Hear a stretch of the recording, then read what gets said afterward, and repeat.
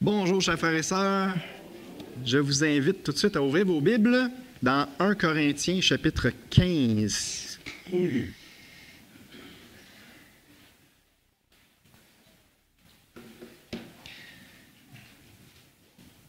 1 Corinthiens, chapitre 15. Donc, ce matin, ça va être la suite de mes deux derniers messages. Là, 2 mois, c'était Pâques, on avait parlé de la résurrection de Jésus-Christ. Puis, vers la fin de ce message-là, on avait vu que Jésus, c'est les prémices de la moisson. Donc, c'est la première gerbe qui annonce la moisson future des ressuscités, notre résurrection. Et si Christ est ressuscité, on va ressusciter nous autres aussi. C'est garanti. On va poursuivre sur ce beau sujet-là. Puis, c'est aussi une suite de mon dernier message. On avait vu dans Hébreux 10, 23, qui nous dit « Retenons fermement la profession de notre espérance, car celui qui a fait la promesse est fidèle. » On avait vu comment c'est important pour avoir l'énergie spirituelle de suivre notre Seigneur, puis de l'honorer, puis de le servir jusqu'au bout. Il faut nous accrocher à notre espérance. Il faut nourrir notre espérance. On peut dire que c'est un des carburants de la vie chrétienne et c'est ce qu'on va faire ce matin. Donc, le titre du message, c'est simplement « L'espérance glorieuse de la résurrection ». On va lire notre texte. C'est la fin du chapitre, 1 Corinthiens 15, versets 42 à 58. « Ainsi en est-il de la résurrection des morts. Le corps est semé corruptible, il ressuscite incorruptible. Il est semé méprisable, il ressuscite glorieux. Il est semé infirme, il ressuscite plein de force. Il est semé corps naturel, il ressuscite corps spirituel. S'il y a un corps naturel, il y a aussi un corps spirituel. C'est pourquoi il est écrit, le premier homme, Adam, devint une âme vivante. Le dernier Adam est devenu un esprit vivifiant. Mais ce qui est spirituel n'est pas le premier, c'est ce qui est naturel. Ce qui est spirituel vient ensuite. Le premier homme tiré de la terre est terrestre, le second homme est du ciel. Tel est le terrestre, tels sont aussi les terrestres. Tel est le céleste, tels sont aussi les célestes. Et de même que nous avons porté l'image du terrestre, nous porterons aussi l'image du céleste.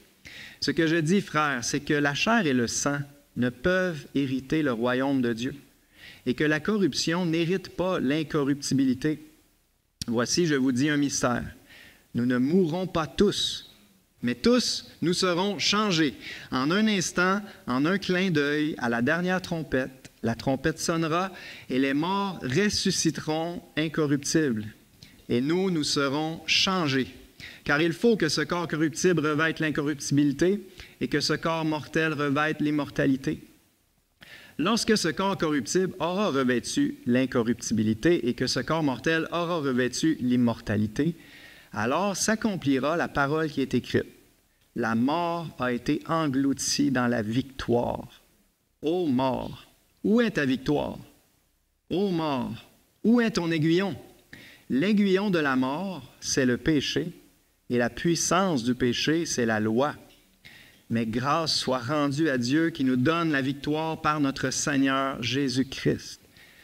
Ainsi, mes frères bien-aimés, soyez fermes, inébranlables, travaillant de mieux en mieux à l'œuvre du Seigneur, sachant que votre travail ne sera pas vain dans le Seigneur. On va prier. Merci Père pour ce merveilleux passage qui est devant nous ce matin. Je te prie de parler à nos cœurs, que chacun ici puisse entendre ta voix qui nous encourage à lever les yeux vers cette glorieuse espérance que nous possédons comme une ancre de l'âme sûre et solide, et que cette espérance nous donne l'énergie spirituelle de finir notre course avec vigueur jusqu'au fil d'arrivée. Bénis ton peuple par ta parole ce matin, je te demande au nom de Jésus. Amen. Amen. Premier point ce matin, notre corps de résurrection sera infiniment supérieur à notre corps actuel. La plupart d'entre nous, je dirais même chacun d'entre nous, on est en processus de vieillissement. Peut-être, si vous êtes en bas de 25 ans, peut-être vous ne le ressentez pas encore, parce que jusqu'à 25 ans, on peut dire on monte, on monte, on monte. Puis là, à partir de 25, là, le reste de notre vie, on décline. Mais c'est une belle vérité biblique. Notre corps de résurrection va être infiniment supérieur à notre corps actuel. On va relire verset 42. « Ainsi en est-il de la résurrection des morts. Le corps est semé corruptible, il ressuscite incorruptible. » Corruptible, ça veut simplement dire sujet à la corruption. On pourrait dire sujet au vieillissement, à la détérioration physique, à la maladie. Bref, notre train-train quotidien.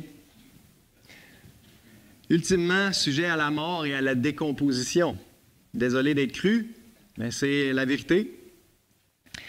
Mais notre corps, si on appartient à Jésus-Christ, si l'Esprit de Christ est en vous, va ressusciter incorruptible. Plus de vieillissement, plus de détérioration physique, plus aucune maladie, plus de mort, plus de décomposition. Il est semé méprisable, il ressuscite glorieux. Méprisable, littéralement, le mot grec, c'est sans honneur, sans gloire. Notre corps actuel, Dieu dit, il n'y a pas de gloire. Encore là, peut-être avant 25 ans, on peut voir un peu de gloire, là. Mais après ça, c'est fini.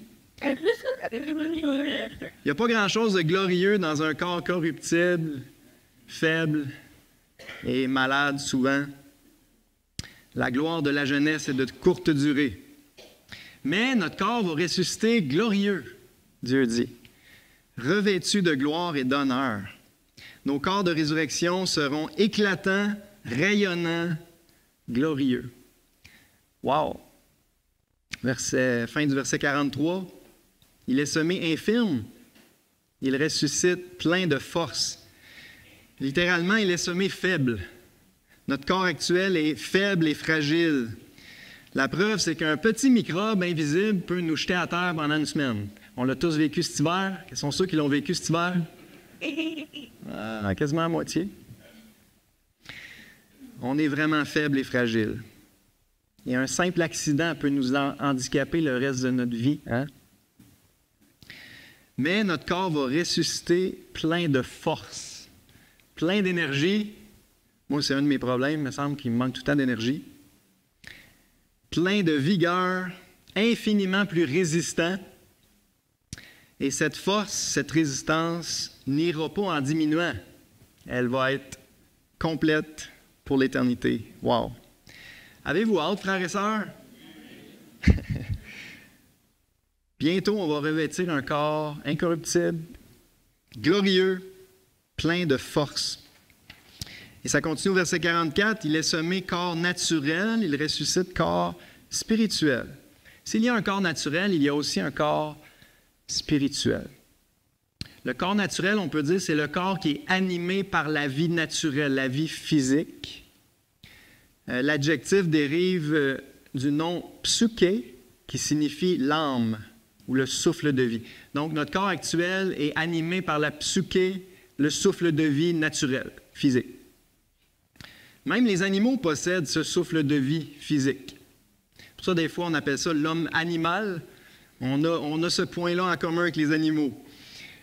Le corps naturel est un corps animé par le psyché, le souffle de vie naturel. Le corps spirituel, par contre, est animé par une autre vie complètement. L'adjectif dérive du nom pneuma, qui signifie esprit. Les animaux ne possèdent pas de pneuma. C'est une des distinctions fondamentales entre les êtres humains et les animaux. Le corps spirituel va être animé par l'Esprit de Dieu. On peut dire la vie spirituelle. Juste une petite note en passant, l'Ancien Testament, Lévitique 17, nous dit que la vie est dans le sang. On parle de la vie naturelle, la vie physique est dans le sang.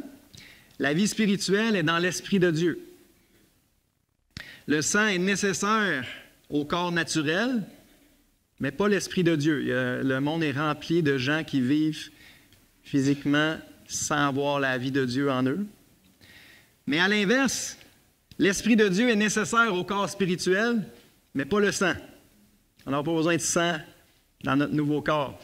Et juste une petite chose intéressante, quand Jésus apparaît aux disciples, il dit « Un esprit n'a ni chair ni eau, comme vous voyez que j'ai. » Mais Jésus n'a jamais dit qu'il y avait du sang.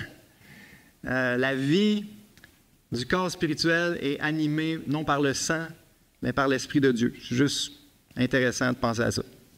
Le corps naturel est adapté au monde physique actuel, bien sûr, mais notre corps spirituel va être adapté à la vie éternelle, au monde à venir, la nouvelle création, l'au-delà, la gloire. Il va être conçu pour vivre éternellement dans la gloire. Pour l'instant, Jésus est le seul à avoir un corps spirituel. Je ne sais pas si on en avait parlé la dernière fois. C'est le seul. C'est la gerbe, le prémisse de la moisson. Il est le seul à posséder ce corps spirituel-là, glorieux, plein de force. Mais un jour, c'est notre espérance, c'est notre assurance. On va suivre ses traces. Ça va être à notre tour de ressusciter avec un corps semblable au sien. On va en reparler. Notre esprit réside maintenant dans un corps terrestre, mais un jour, il résidera dans un corps spirituel. Nous serons alors en tout point des êtres spirituels. Notre esprit et notre corps seront parfaitement adaptés à la vie céleste, la vie éternelle. Il y a un verset intéressant, c'est Jésus qui parle dans Luc 20, verset 34, je vais vous le lire. Jésus dit, « Les enfants de ce siècle prennent des femmes et des maris, mais ceux qui seront trouvés dignes d'avoir part au siècle à venir et à la résurrection des morts ne prendront ni femme ni mari, car ils ne pourront plus mourir parce qu'ils seront semblables aux anges et qu'ils seront fils de Dieu, étant fils de la résurrection. » C'est intéressant, ça va avec ce qu'on parle présentement. Lorsqu'on va ressusciter, on va devenir des fils de la résurrection, des fils de Dieu, semblables aux anges en quelque sorte. Ceux qui trouvent le mariage pénible, bien, vous allez être libérés pour l'éternité. On ne sera pas identique aux anges. On va être différents. On va rester des êtres humains glorifiés, mais on peut dire qu'on va être semblable aux anges dans le sens qu'on va être adapté à la vie céleste, la vie éternelle dans la gloire. Merci Seigneur. Est-ce que ça vous encourage un petit peu? Ça devrait. Notre corps de résurrection va être infiniment supérieur à notre corps actuel. Puis rappelons-nous qu'on a juste un petit bout de voyage à faire sur cette terre.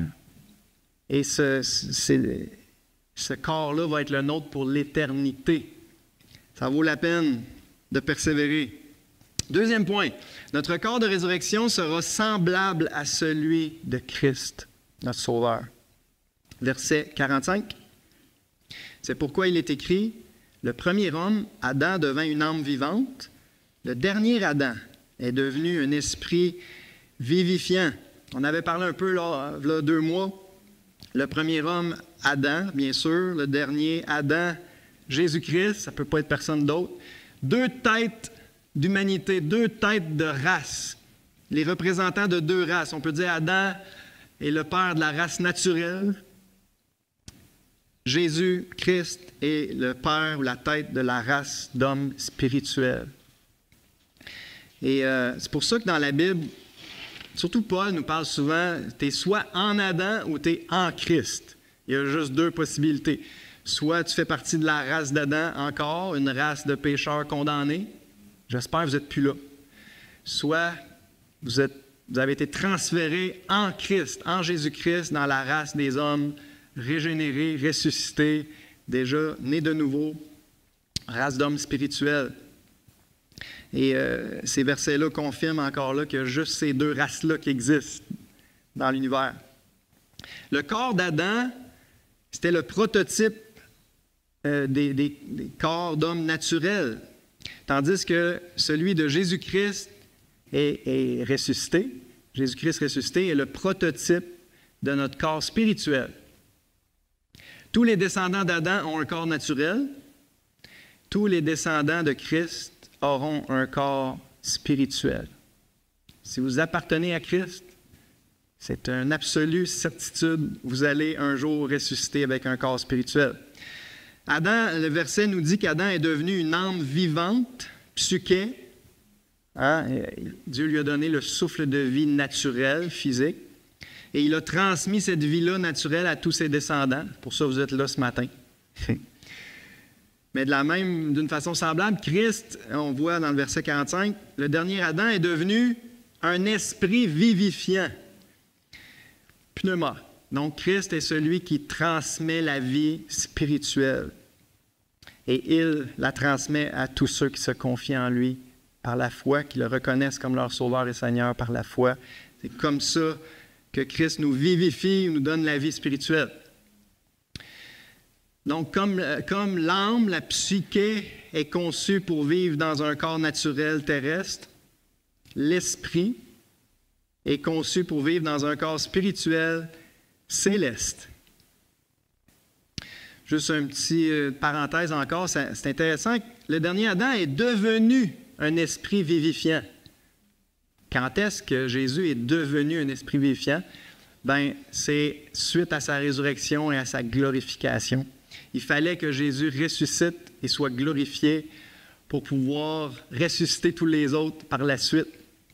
Un verset intéressant, c'est Jean 7, 38. Jésus dit, « Celui qui croit en moi, des fleuves d'eau vive couleront de son sein, comme dit l'Écriture. » Et il dit cela de l'Esprit que devaient recevoir ceux qui croiraient en lui, car l'Esprit n'était pas encore parce que Jésus n'avait pas encore été glorifié. On voit qu'il fallait que Jésus soit glorifié avant de répandre le Saint-Esprit sur tous les croyants.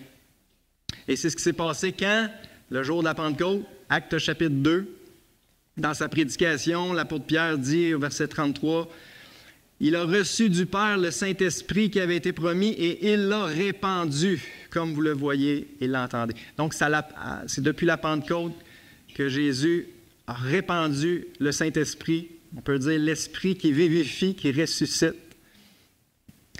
Et donc, c'est l'idée. Jésus est devenu un esprit vivifiant. C'est lui qui répand l'Esprit sur les croyants et qui les ressuscite spirituellement.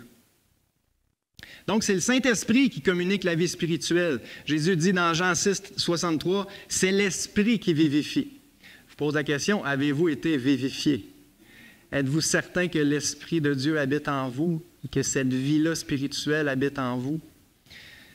Si quelqu'un n'a pas l'Esprit de Christ, il ne lui appartient pas. Alors, c'est fondamental. C'est par la nouvelle naissance qu'on devient un descendant de Christ, qu'on est transféré en Jésus-Christ, qu'on reçoit la nature spirituelle, la vie spirituelle. Hein, Jésus dit dans Jean 3, « Si un homme ne naît d'eau et d'esprit, il ne peut entrer dans le royaume de Dieu. » On va en reparler plus loin. Ce qui est né de la chair est chair. Ceux qui sont nés physiquement sont en vie physique. Et ce qui est né de l'esprit est esprit. Pour être en vie spirituelle, il faut naître spirituellement. Il faut avoir le Saint-Esprit. Ne t'étonne pas que je t'ai dit, il faut que vous naissiez de nouveau. Êtes-vous certain d'être passé par la nouvelle naissance? Êtes-vous certain d'être né de l'Esprit? Est-ce que l'Esprit de Christ vous a ressuscité? Si vous n'êtes pas sûr, là, je vous en supplie, accrochez quelqu'un, un chrétien en qui vous avez confiance. Posez-lui des questions, demandez-lui de vous expliquer. Qu'est-ce qu'il faut que je fasse pour naître de nouveau? C'est la chose la plus importante de notre vie. Et tout ce que je décris ce matin, la résurrection, là, l'espérance de la résurrection, ben, ça s'applique juste à ceux qui sont nés de nouveau. On est rendu au verset 46. « Mais ce qui est spirituel n'est pas le premier, c'est ce qui est naturel. Ce qui est spirituel vient ensuite. » Donc, on commence toujours par la vie naturelle, la naissance physique. Et là, il faut naître de nouveau. Il faut, par la suite, passer par une deuxième naissance, une naissance spirituelle, en plaçant notre foi en Jésus-Christ, le seul Sauveur. Verset 47. « Le premier homme tiré de la terre est terrestre. Le second homme est du ciel. » De la terre, ou terrestre, ça veut aussi dire de la poussière. Quand on lit le récit de la création d'Adam et Ève au début, ben, c'est très clair.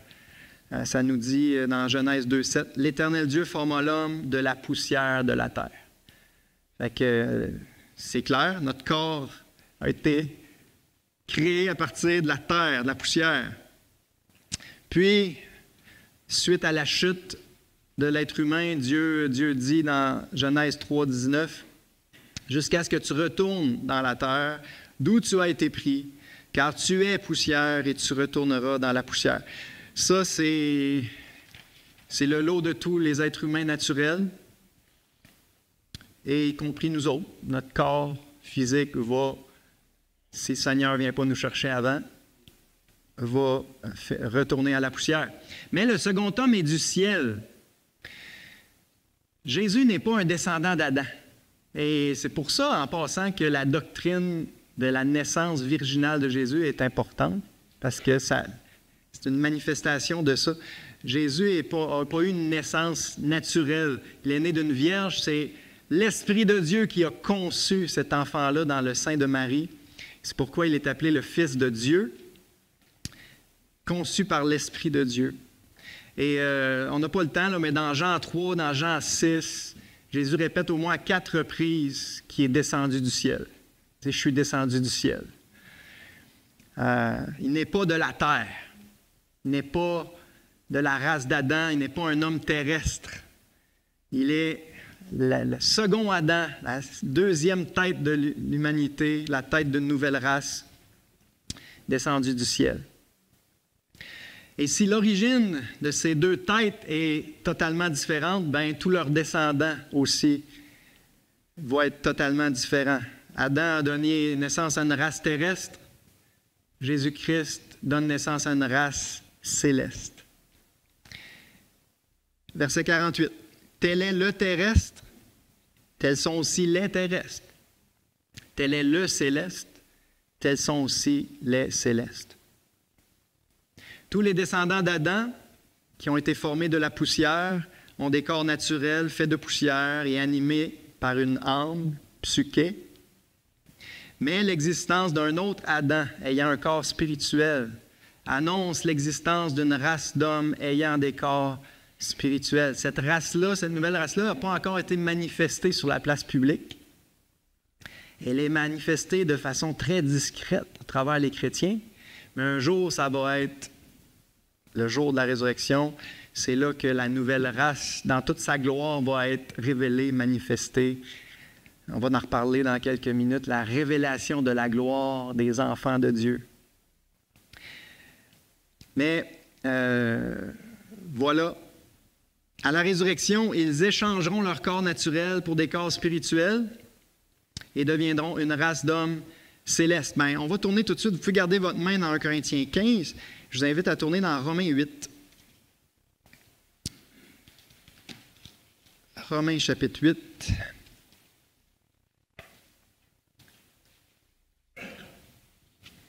Le jour va venir où la nouvelle race d'hommes célestes va paraître et ça va être au jour de la résurrection que ça va se passer.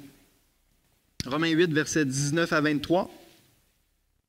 Aussi la création attend-elle avec un ardent désir la révélation des fils de Dieu, la révélation de la race de Jésus-Christ,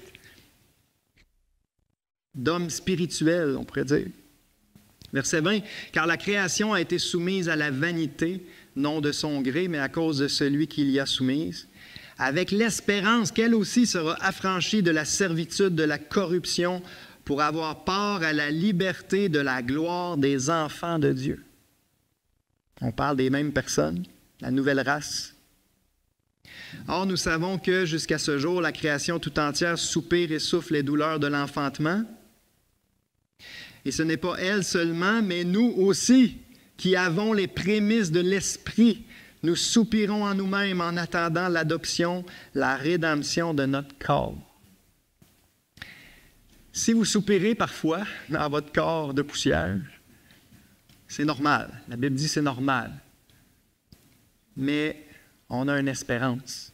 Bientôt, on va revêtir, ça va être la rédemption de notre corps. Notre corps va être glorifié, ressuscité, et ça va être la manifestation de la race des enfants de Dieu.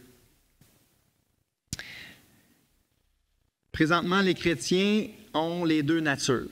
On est à la fois terrestre et céleste. On a les deux natures. La Bible appelle ça la chair et l'esprit. Puis ils sont tout le temps en train de se battre. Hein? Ils sont opposés entre eux.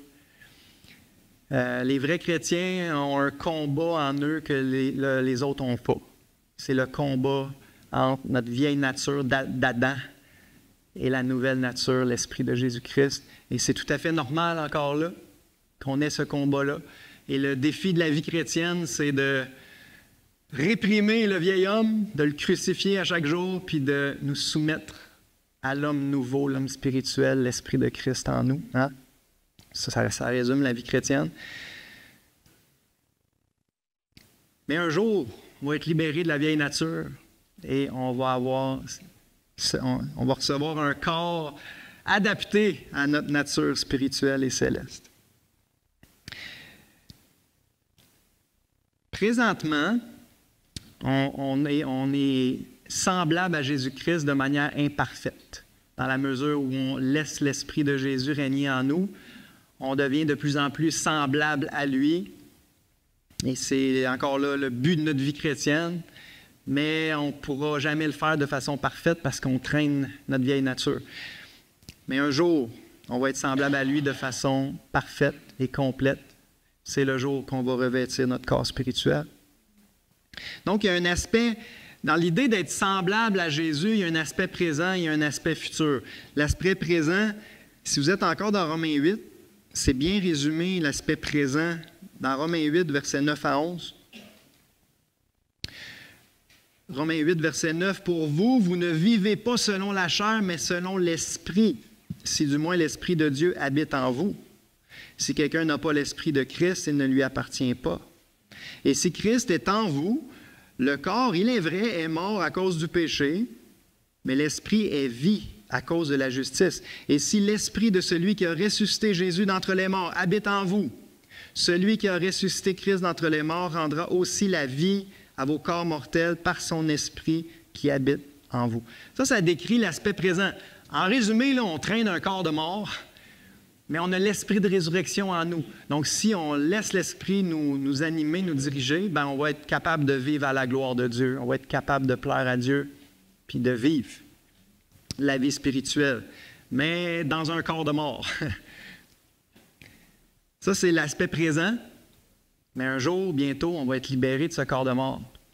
Et là, on va avoir un corps adapté, encore là.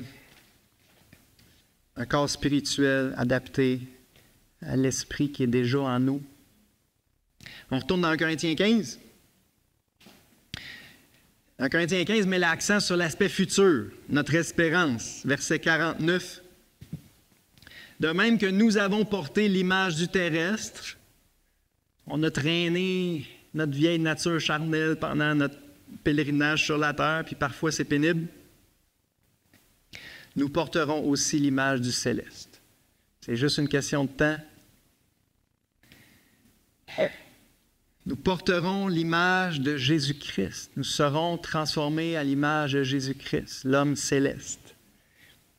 Nous serons comme lui, parfaits, incorruptibles, glorieux, plein de force, immortel, saint, pur, digne de vivre éternellement dans la présence du Dieu de lumière. Avez-vous hâte? Juste quelques versets en rafale qui nous parlent de cette promesse-là que Dieu nous destine à nous transformer à l'image de son Fils. Romains 8, 29, ceux qu'il a connus d'avance, il les a aussi prédestinés à être semblables à l'image de son Fils, afin que son Fils soit le premier-né de plusieurs frères.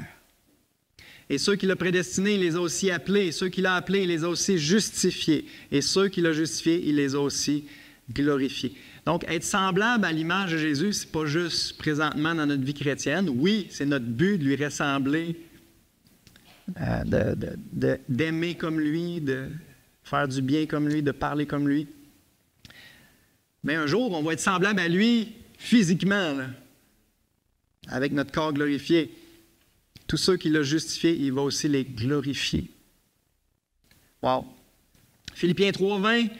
Mais nous sommes citoyens des cieux, d'où nous attendons aussi comme sauveur le Seigneur Jésus-Christ, qui transformera le corps de notre humiliation en le rendant semblable au corps de sa gloire. Qu'est-ce qui va se passer au retour de Jésus? Il va transformer le corps de notre humiliation en le rendant semblable au corps de sa gloire. Wow! Matthieu 13, 43, « Alors les justes resplendiront comme le soleil dans le royaume de leur Père. » Avez-vous hâte?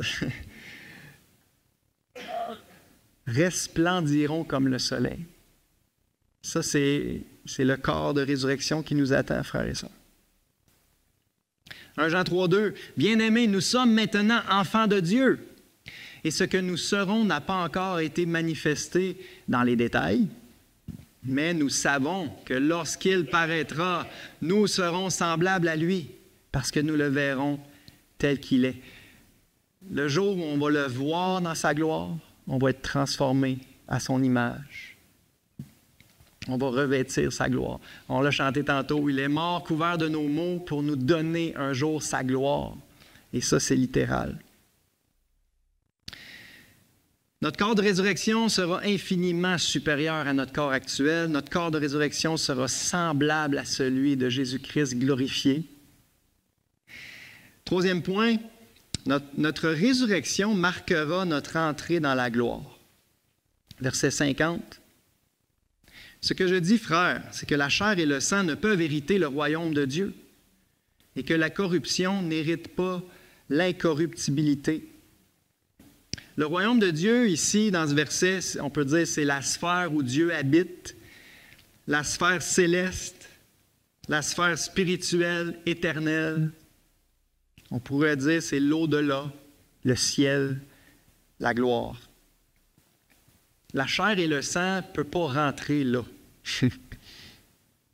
Un corps humain ordinaire, fait de poussière, ne peut absolument pas entrer dans la présence glorieuse de Dieu, dans l'au-delà. Un corps terrestre corruptible ne peut absolument pas entrer dans un monde céleste incorruptible. C'est impossible.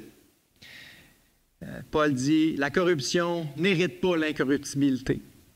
Il faut qu'il y ait une transformation radicale pour qu'on puisse entrer dans la gloire. Tous les croyants doivent ressusciter avec un corps spirituel incorruptible. C'est une nécessité pour pouvoir entrer dans la gloire. Et c'est au jour de la résurrection, grand jour de la résurrection, qui est le même jour que le retour de Jésus-Christ, notre Sauveur, que cette transformation aura lieu. Mais on pourrait se poser la question, qu'en sera-t-il des chrétiens qui sont vivants ce jour-là? Parce que là, on parle de résurrection depuis le début. Mais si je suis encore vivant ce jour-là, qu'est-ce qui va se passer? Bien, Paul répond à cette question-là au verset 51, 51-52. « Voici, je vous dis un mystère, nous ne mourrons pas tous. » Intéressant. « Mais tous nous serons changés. » Un mystère, je vous rappelle, c'est simplement une vérité qui n'était pas révélée dans l'Ancien Testament, mais qui est maintenant révélée dans le Nouveau Testament par les apôtres. Donc, ce n'est plus un mystère. Les mystères sont écrits maintenant noir sur blanc dans les pages du Nouveau Testament. Et là, le mystère précis dont il parle ici, c'est « Nous ne mourrons pas tous ». Il y a des millions de chrétiens qui vont être encore vivants au jour glorieux du retour de Jésus. Ceux-là n'auront pas à passer par la mort et ils passeront directement dans l'au-delà sans passer par la mort. Wow! Mais, c'est écrit au verset 51, « Mais tous nous serons changés », parce qu'on vient de dire, on ne peut pas rentrer là, on ne peut pas rentrer dans la gloire avec notre corps de poussière. Donc, tous les chrétiens, les morts comme les vivants, doivent être transformés. Tous les chrétiens doivent revêtir un nouveau corps conçu pour la gloire. Un corps incorruptible, plein de force. Un corps spirituel semblable au corps de Jésus ressuscité, qui est les prémices, le premier de la nouvelle race.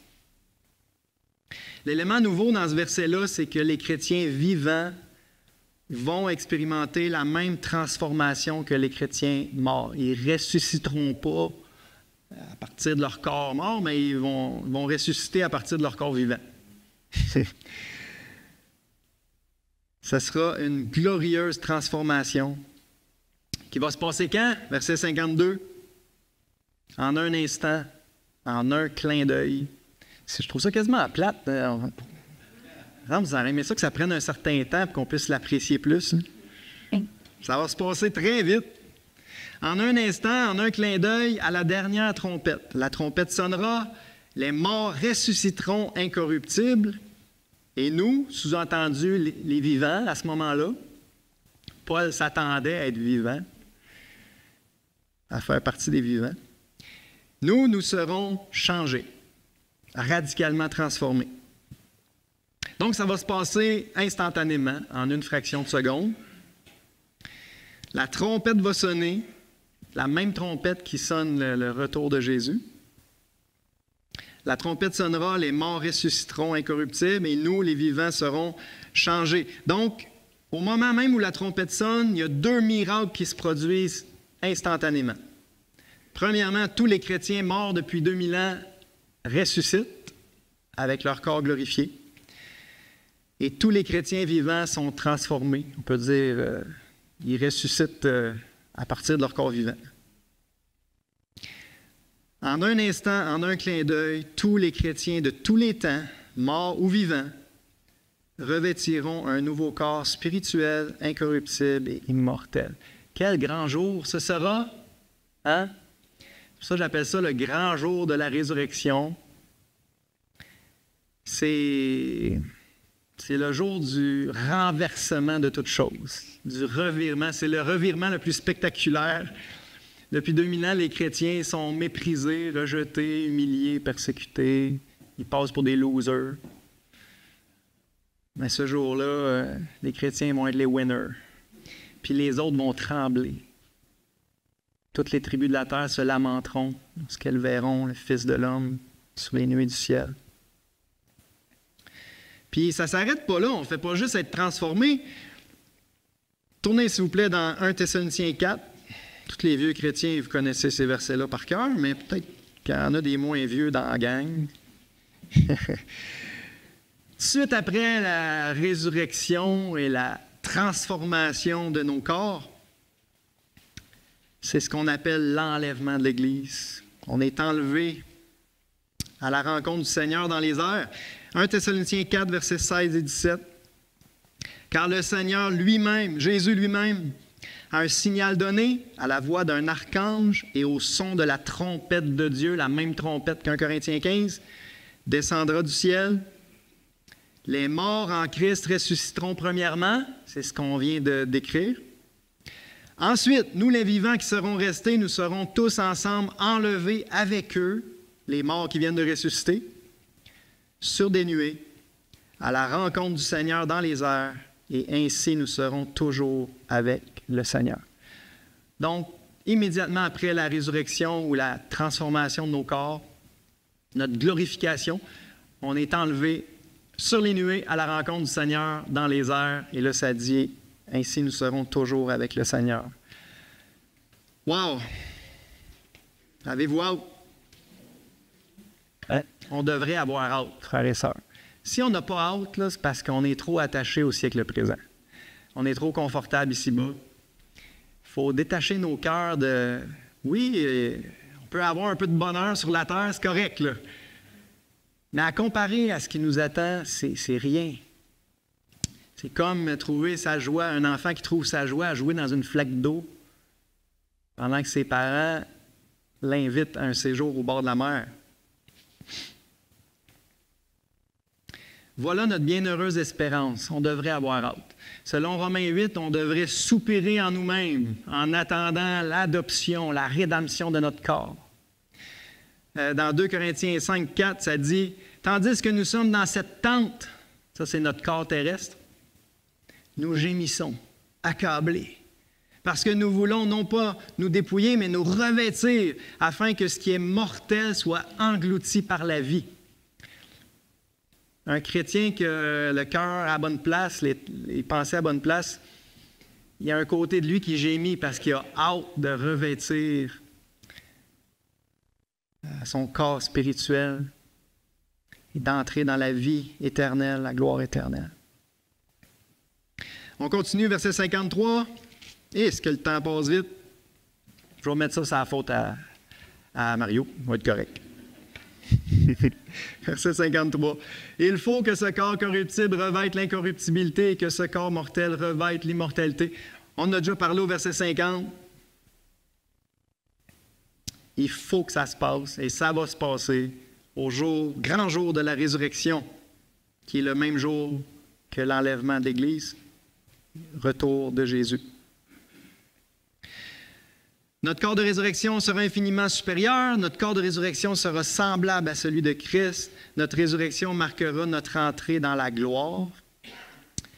4e point, notre résurrection marquera notre victoire finale sur la mort. Victoire finale et définitive sur la mort. Verset 54. Lorsque ce corps corruptible aura revêtu l'incorruptibilité et que ce corps mortel aura revêtu l'immortalité, alors s'accomplira la parole qui est écrite. La mort a été engloutie dans la victoire. Une belle phrase, ça, hein? La mort, une des pires ennemis de la race humaine, a été englouti dans la victoire. C'est une citation libre d'Ésaïe 25, verset 8, qui nous dit « Il engloutit la mort pour toujours. Le Seigneur l'Éternel essuie les larmes de tous les visages. » Le même jour, il va essuyer toutes vos larmes. Donc, c'est au grand jour de la résurrection que ça se passe. La mort va être engloutie pour toujours pour nous les croyants. C'est en ce jour-là qu'on va expérimenter une victoire totale et définitive sur la mort.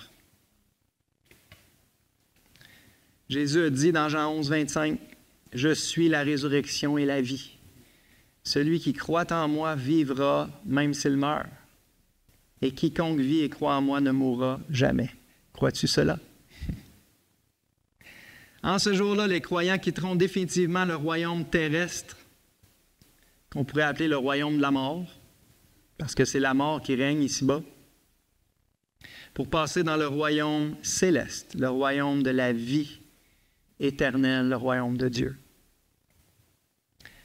Ce royaume-là nous est décrit un petit peu dans Apocalypse 21, versets 3 et 4. Il habitera avec eux, en parlant de Dieu lui-même. Ils seront son peuple. Dieu lui-même sera avec eux. Il essuiera toute larme de leurs yeux. C'était écrit dans Ésaïe 25. La mort ne sera plus. La mort ne sera plus. Il engloutit la mort pour toujours. Il n'y aura plus ni deuil, ni cri, ni douleur. Il y en a beaucoup qui ont des douleurs ici, chaque jour. Il n'y en aura plus. Car les premières choses ont disparu. Quelle espérance glorieuse on possède, frères et sœurs. Il faut entretenir cette espérance-là. Il faut la nourrir. Aïe, aïe, aïe. Le temps passe trop vite. Je vais aller vite pour les prochains versets. Versets 55-56. Ô mort, où est ta victoire? Ô mort, où est ton aiguillon? L'aiguillon de la mort, c'est le péché, et la puissance du péché, c'est la loi. Mais grâce soit rendue à Dieu qui nous donne la victoire par notre Seigneur Jésus-Christ. L'aiguillon de la mort, c'est le péché. La mort, c'est la conséquence du péché. On meurt parce qu'on est pécheur. C'est le péché qui nous tue, on pourrait dire. Alors, pour pouvoir vaincre la mort, il faut d'abord régler le problème du péché. Mais qu'est-ce que le péché?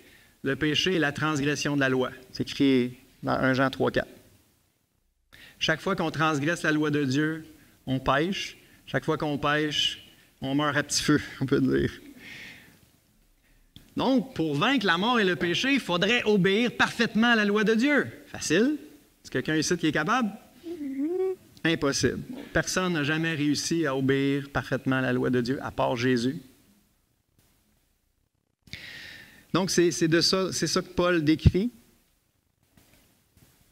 Donc, on a un grave problème. Le péché, c'est comme un aiguillon, un dard empoisonné qui est planté dans notre cœur, puis qui nous conduit irrémédiablement vers la mort. La mort physique, premièrement.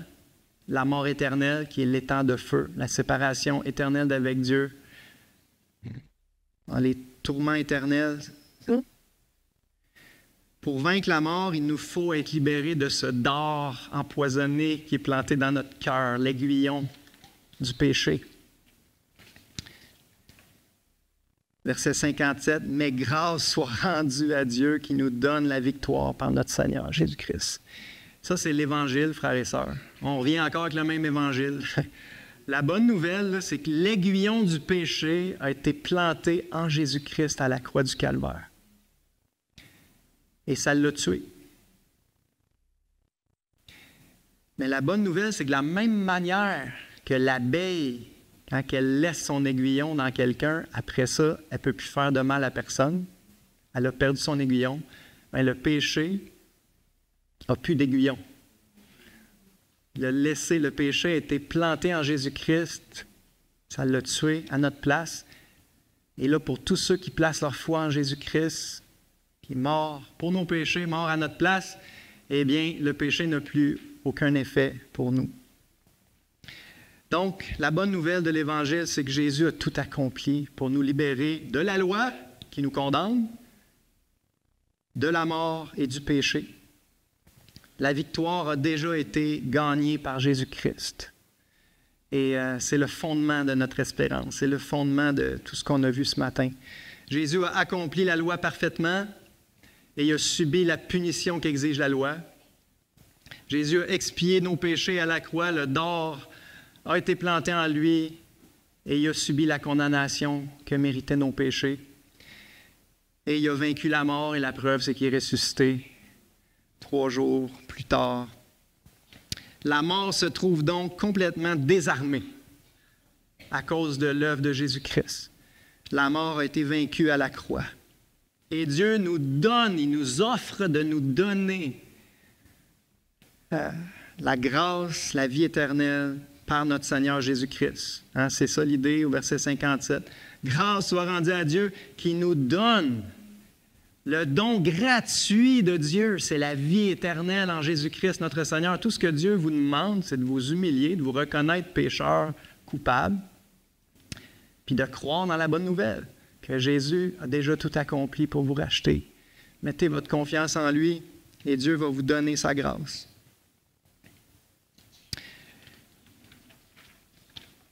Dernier point, très rapide, notre résurrection est une puissante motivation pour servir Dieu. Peut-être vous vous dites, il me semble qu'il n'y avait pas beaucoup d'exhortation ce matin dans le message. C'est vrai, mais le dernier verset, c'est une exhortation. Verset 58. « Ainsi, mes frères bien-aimés, soyez fermes, inébranlables, travaillant de mieux en mieux à l'œuvre du Seigneur, sachant que votre travail ne sera pas vain dans le Seigneur. » La doctrine de la résurrection qu'on a décrite ce matin a d'énormes implications pratiques pour notre vie chrétienne. On peut dire que c'est une puissante motivation pour vivre la vie chrétienne. L'espérance glorieuse de la résurrection devrait nous motiver, premièrement, à rester ferme et inébranlable jusqu'à la fin. Ferme et inébranlable dans la foi, ferme et inébranlable dans nos convictions bibliques, notre attachement à la vérité, notre attachement à Jésus-Christ, notre Sauveur et Seigneur. On pourrait dire aussi ferme et inébranlable dans notre conduite. Ferme et inébranlable à suivre notre Seigneur, à lui obéir, à lui plaire, à l'honorer, à le servir, à marcher dans la sainteté, à parler de lui autour. Si on nourrit notre espérance, ça va nous aider à être ferme et inébranlable jusqu'au fil d'arrivée. On peut dire à bien finir notre course. Si on oublie notre espérance, puis que là, on s'attache à notre camping, puis qu'on commence à trouver notre bonheur ici-bas, on va avoir bien la misère à être ferme et inébranlable dans notre marche chrétienne. Soyez fermes et inébranlables. L'espérance glorieuse de la résurrection devrait aussi nous motiver à travailler de mieux en mieux à l'œuvre du Seigneur. On a encore peu de temps pour servir le Seigneur. Il faut profiter de ce temps-là. Éphésiens 2,10, nous sommes son ouvrage, ayant été créés en Jésus-Christ, on pourrait dire ressuscités en Jésus-Christ, pour de bonnes œuvres que Dieu a préparées d'avance afin que nous les pratiquions. Dieu a préparé des bonnes œuvres pour chacun de ses rachetés. Ils sont là sur votre chemin. Faites-la. Travaillez de mieux en mieux à l'œuvre du Seigneur, sachant qu'il vous reste juste un peu de temps pour prouver votre amour et votre reconnaissance au Seigneur par votre service. Et après ça, vous allez avoir l'éternité pour vous reposer. Soyez fermes, inébranlables, travaillant de mieux en mieux à l'œuvre du Seigneur, sachant que votre travail ne sera pas vain dans le Seigneur. Il n'y a pas de meilleur investissement que de vivre pour le Seigneur, puis lui plaire, puis le servir. Ça va rapporter des dividendes éternels. Ce qu'on fait pour lui dans notre vie présente, ça l'entraîne des récompenses éternelles. Il n'y a rien de plus sage que d'investir dans l'éternité. Amassez-vous pas des trésors sur la terre, amassez-vous un trésor dans le ciel. Puis c'est en vivant pour le Seigneur, en faisant sa volonté, en accomplissant les œuvres qu'il nous demande de faire, en travaillant de mieux en mieux à son œuvre, c'est comme ça qu'on s'amasse un trésor dans le ciel puis des récompenses éternelles. On ne le fait pas premièrement pour les récompenses, mais c'est une motivation de plus. Jésus dit à la toute fin de la Bible, Apocalypse 22, 12, « Voici, je viens bientôt et ma rétribution est avec moi, ma récompense est avec moi pour rendre à chacun selon ses œuvres, selon son œuvre. » On a la parabole des talents aussi, qui résume la vie chrétienne. Jésus nous a donné des ressources à faire fructifier pour lui. Faites-les fructifier jusqu'à ce que je revienne. Et à un moment donné, le maître va revenir, puis on va lui rendre des comptes. Qu'est-ce qu'on a fait? Des opportunités, des dons, des capacités, des ressources qu'il a mis à notre disposition pour le servir. Est-ce qu'on a fait fructifier ce qu'il nous a confié? Si oui, mais on va entendre de sa bouche, c'est bien, bon et fidèle serviteur, entre dans la joie de ton maître, puis check la place que je t'ai préparée, check les récompenses que je t'ai préparées. C'est pour cela aussi que nous nous efforçons de lui être agréable. La Bible dit, parce qu'on va tous comparaître devant lui, afin que chacun reçoive les récompenses proportionnelles à son service pour le Seigneur. Fait que la conclusion, c'est ça. C'est le verset 58. Ceux qui veulent absolument des exhortations, là, vous l'avez. Ainsi, mes frères bien-aimés, soyez fermes, inébranlables, travaillant de mieux en mieux à l'œuvre du Seigneur, sachant que ça va être rentable pour l'éternité. On va prier. Merci, Père, pour ta parole, pour ces belles vérités qu'on a pu se rappeler ensemble ce matin. Je prie de ranimer la flamme de notre espérance et de notre motivation à te suivre, t'obéir, te servir, t'honorer pendant le temps qui nous reste sur cette terre, jusqu'au jour glorieux où tu vas venir nous chercher, où tu vas transformer le corps de notre humiliation en le rendant semblable au corps de ta gloire. Aide-nous, chacun de nous ici ce matin, à te rester fidèle jusqu'au bout, à bien finir notre course, Seigneur, les yeux fixés sur toi jusqu'au fil d'arrivée. Je te demande au nom précieux de Jésus. Amen.